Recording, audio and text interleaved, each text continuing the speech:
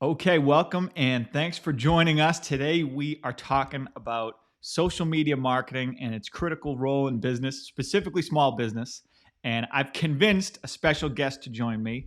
I'm Craig Power with Power Realty Advisors, serving Greater Boston and the South Shore. And my guest today, she is the founder of Dash for Social, a content marketing agency specializing in social media management, blog content, and email marketing. I know she's good at her job because I know her literally through social media. Ashley Mason, thanks for joining me, Ashley. Yeah, thank you so much for having me, Craig. Definitely, definitely. So we're certainly going to get into the business environment and how social media is so critical in reaching clients, customers, a target audience.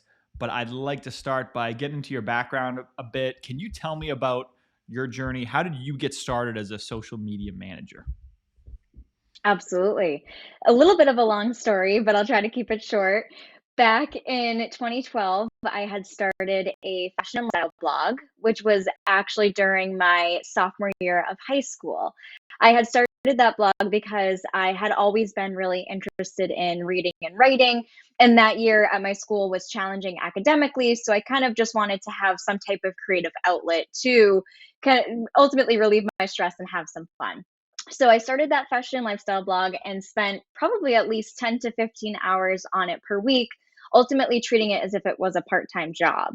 Although I really enjoyed it, I realized that if I was going to be spending that much time on it each week, I needed to get some type of return on it. So that meant perhaps monetizing it, and also it meant making sure that the people who were finding my content and reading it weren't just my family and friends, which is what was happening at the time. So when I was thinking about how I could kind of kill two birds with one stone and achieve both goals, I realized that social media marketing would be the way to do that. And so I taught myself how to use social media from a business standpoint. And from that point on, I was able to grow my blog and, of course, reach the right demographics, which at the time was high school and college age girls, and also become a micro influencer ultimately. So I worked with various companies to attend press events. I did paid partnerships with them. They compensated me to write about their companies. I just had a lot of really cool opportunities to work with various companies in different industries and highlight and feature them on my blog. I realized through my own experience how crucial social media was for being able to build a brand, and realized that many of these companies were barely using social media, if at all. At this point, this was probably 2013 now, and Instagram was 1 to 2 years old. So it was brand new and a really great opportunity for companies to get on the platform and start to build awareness. So, having interest in social media and wanting to support these companies that I already had relationships with, I offered them some pro bono services to develop marketing strategies, manage their social media profiles, and also facilitate influencer marketing relationships, since that's what I had my background in. I've also been someone who's always been super entrepreneurial minded. So I knew from a young age that I would start a business one day. I just never knew what that business would be. Once I had started working with these companies, I had this aha moment where I was like, marketing is the path that I want to take with my career. And so through the connections that I had built in the blogging world, I was able to then start freelancing in 2014 and kind of picked up clients here and there until I eventually decided to start Dash of Social in 2016. And this is what I've been doing ever since. I was gonna say, yeah, I was very curious about that moment that you decided to pursue it as a career. You know, were there steps to that, or was there one aha moment? Would you say? I would. So I had always felt like society kind of places a predetermined path for us where we're expected to go to college, get a degree, build a successful 20 plus year career, and then we can go off and start our own business. So I kind of assumed that was the path that I had to take. But what actually led me to starting my business at a young age, which was when I was actually 19 years old, was actually a personal experience that I had. During my freshman year of college, my mom was diagnosed with terminal brain cancer, which made me realize that life is short and we don't have as much time as we think we do to follow our dreams. So, if we feel really passionate and excited about something, why should we wait and follow it later, because we might not have that time later. And so that's when I decided from that point forward that even though I was only a sophomore in college when I started Dash of Social, that I was going to pursue that dream regardless. And of course, starting a business while you're so young comes with a lot of um, stereotypes that people place around you and a lot of different challenges. But I feel like what I did then, starting it at such a young age, allowed me to the position that I am today and gave me opportunities that I likely wouldn't have had otherwise. Yeah, wow, I'm so sorry for that. But what an inspiration at the same time. I see a direct line from I can imagine that experience pretty eye opening, and yeah. So I'm sorry you had to experience that, but obviously there has at least been this amazing and inspiring result from it. I know of at least a few of your clients from your website and your I know some of your various success stories today. Who are your ideal clients and what industries do you usually work with? Yeah, that's a great question. So we tend to work with two different sectors. So on one hand, we work with the small business owner who might be just themselves. They might be a solo entrepreneur, or they might have a small team with them, but they have no time in the day and no bandwidth within their schedules to focus on their social media and other marketing initiatives. So we'll support them with that. On the other hand, we've actually worked with a handful of tech startups over the past year or so I really have enjoyed working with because they're so fast paced and high growth, and there's so much happening so quickly that it presents a really good opportunity to support them as they're going through these different growth stages. And so, in that capacity, we're able to support and work with other contractors that they've perhaps contracted, whether it's PR firms or paid ad specialists, and be able to collaborate in that sense. And it's just been a lot of fun to be able to kind of have both ends of the spectrum with the clients that we work with, both on the small business side and then also the bigger corporate side. Yeah, no, that's really cool. So I work in real estate where social media marketing is everything. It's literally for us, it's almost like day one stuff. Literally before you get the license, you set up your Instagram for new agents today. My approach, as evidenced by this video, is really heavy content marketing. And now my printer's going off. I have no idea why. I don't know if you can hear that. Phantom power. For a new real estate agent, the first thing to do is let the people around you know, hey, I am now licensed and pursuing this. That's what they tell you to do anyway. I never received any formal training, which again might be evidenced by this video and the printer going off in the background, which we'll edit out later. I know in our world, social media is critical today because we're all essentially individual small businesses. So why is social media so critical to businesses today, especially small businesses? It really helps to establish credibility and thought leadership. I think a lot of people view social media as being a lead generation source first and foremost, but it's actually that comes secondary. You get leads when you are able to position yourself as an expert in your field and at what you do. And so by being able to share educational content, tips, value driven content, what I like to call that, people will then look at your content and say, wow, they're such an expert. They know so much. Once I'm ready to hire for that or work with someone in that capacity, they're going to be the person that I look towards. And it's also really great with the ability to build a community. I mean, you're able to find like minded people who can support you, who can send referrals to you, who can help you to get new clients in new ways. And so being able to kind of combine that community building plus content writing and publishing capabilities, you're able to make a big impact. One thing I've really liked about the whole original content approach is every once in a while, and this definitely isn't for every video, but sometimes I'll be putting together a little topic and it almost becomes like a mini research project where it's actually some good information. I find a lot of information along the way that ends up serving me in my professional life or in my personal life. That's always sort of a fun little bonus of it. To you, working with all these businesses, what are some of the common challenges that they face just when it comes to social media marketing? What are the sort of entry level problems that they have? I would say it's twofold. So first and foremost being time. They just don't have the Yeah. time to dedicate to building a high quality online presence, but they know that in order to do it well, it's going to take you a good amount of time. And so that's one of the benefits of working with an agency, is just knowing that it's no longer on your plate.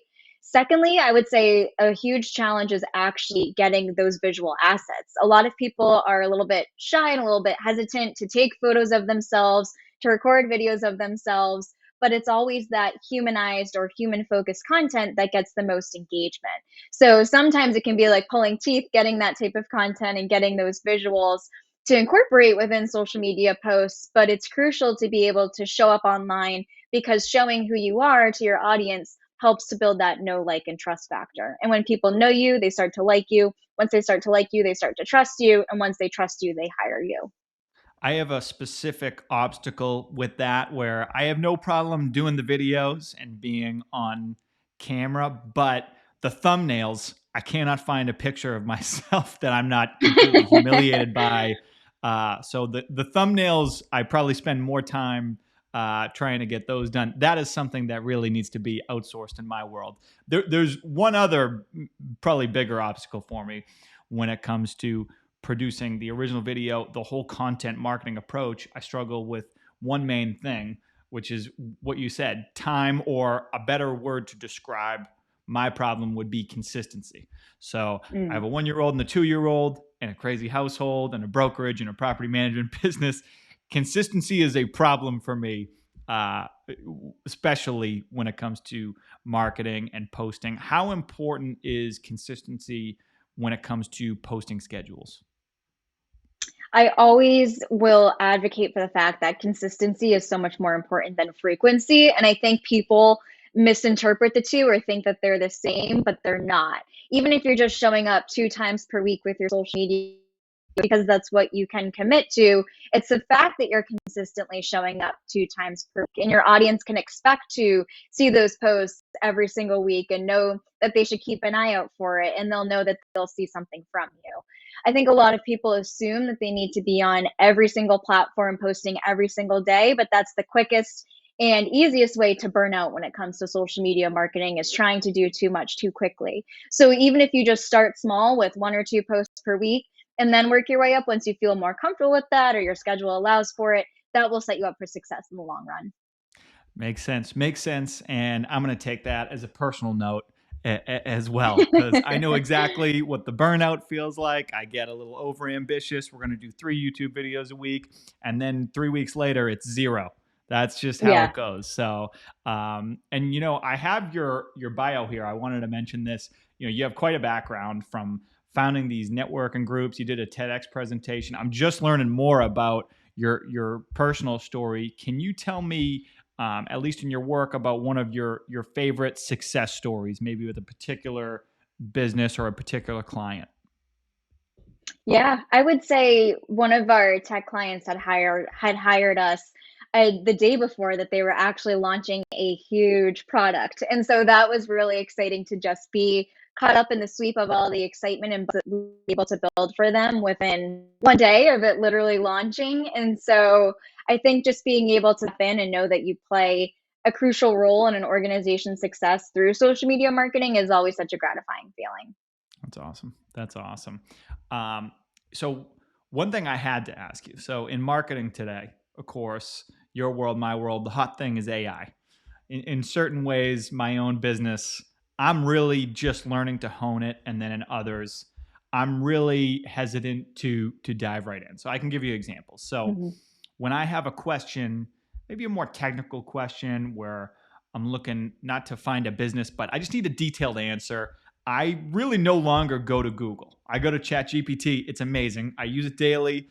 It's taken directly from my Google search usage, especially because I can be really specific sometimes about my question and the parameters of what I'm looking for. And ChatGPT, I find, does a really good job of considering all the variables, and it's not just like an SEO keyword hit that Google's given me. Right. However, with our marketing, I do videos and newsletters. That's it. So I know you're familiar with the email marketing game. Obviously, you're familiar with video. The newsletters, especially.